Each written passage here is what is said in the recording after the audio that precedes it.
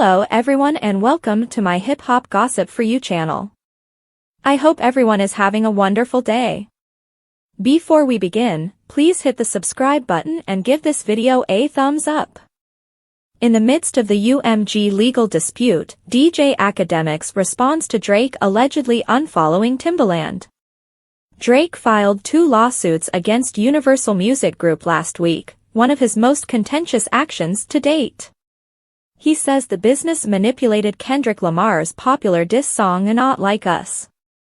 Additionally, he claims that UMG had the opportunity to stop the song's publication, in which Kendrick accuses him of sexually predatory behavior.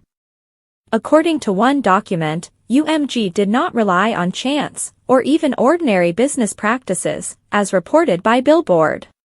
Instead, it started a campaign to control and oversaturate the airwaves and streaming services. Naturally, social media users and Drake's peers, including Timbaland, had differing opinions on this. He recently questioned whether Drake could win the court battle and reveal purported corruption in the music industry in a remark on an Instagram post. With a straightforward gif of a man shaking his head, he made his position quite apparent, something Drake apparently did not like. Social media detectives soon saw that Drake appeared to unfollow Timbaland on Instagram, suggesting that he may have taken offense at what he saw to be disparaging remarks. Later, Timbaland explained that he's just waiting to see how things work out. "That head shake means let the story play out," he said. "Mal may have a good idea. They say that in order to rebuild, you must first destroy." DJ Akademiks has now commented on the alleged unfollow, expressing astonishment given what followers have witnessed of their friendship in the past. He questioned the specific meaning of Timbaland's follow-up remark, pointing out that he has apparently never said anything negative about Drake. But this is by far means the first time AK has made remarks against Drake recently. He made the case during a recent broadcast that Drake's fame is still being carried by his past work rather than his more recent effort. 80 to 85% of Drake's current streams is from albums that dropped over 6 years ago, he stated. "And here, I'm being really fair. Drake is my favorite artist, and I adore him. The labels have a different perspective on him, bro." In light of the lawsuit, WAC 100 believes Drake and UMG may actually be working together. Drake's lawsuit against UMG has WAC 100 wondering if there's a larger plot going on. He said that the Six God and UMG might be collaborating behind the scenes in the most recent episode of his show, The Adam 22 and WAC 100 Show. WAC tells his co-host, "I think it's a bigger picture, I'm just putting that out there. And I'm going to give it a call immediately." If we look up, Drake suddenly drops the case in a month, 2, or 3 months. He simply lets it drop and leaves. Then, I would like someone to investigate whether UMG's stock fell following the filing of this complaint. Sometimes it takes a few of months. Additionally, a firm or other entity may have entered the market and purchased a significant amount of the shares. And it has begun to ascend since Drake, dropped it. WAC adds, "I think, and I see things differently," to support his assertion. "Let me check these other areas, but you want me to look over there. If that stock declines." And we watch as a shell corporation enters and purchases a number of them. Drake abruptly withdraws the complaint after that. Additionally, that stock rises to 30 and 40. It was probably a play. It's all smoke and mirrors with this. There is the actual play. I believe the play is at that point. Adam 22 fought alongside Drake. He asserts that if Drizzy's lawsuit is successful, he could become a hero. "Anyone acting like Drake is just a bad loser hasn't read this shit yet," Adam remarked in reference to the case.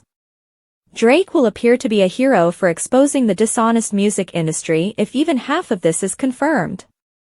His co-hosts on No Jumper had differing opinions about how the meet turned out.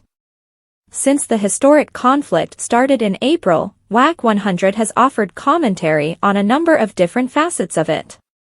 prior to the rumors, WAC, the management of Ray J, Blueface, and The Game, told Drake not to become involved with street culture after it was reported that the rapper was going to Compton. WAC has a close relationship with both Cash Money Records and Birdman. In 2022, WAC became a member of the No Jumper broadcast crew. Drake's legal action against Spotify and Universal Music Group for allegedly inflating Not Like Us sales raised a great deal of controversy. CNN recently questioned journalist Soumya Krishnamurti about the entire project after the news even made it into the mainstream media. Drizzy's assertion that Apple's Siri would play Not Like Us when questioned about Certified Lover Boy, one of the most widely shared tech-related tidbits from the Kendrick Lamar feud, was specifically discussed. For other people, this happened for a variety of complex reasons that warrant an explanation, according to Krishnamurti. Soumya Krishnamurti clarified, "So I'm going to be honest," in reference to the Drake and Kendrick Lamar controversy.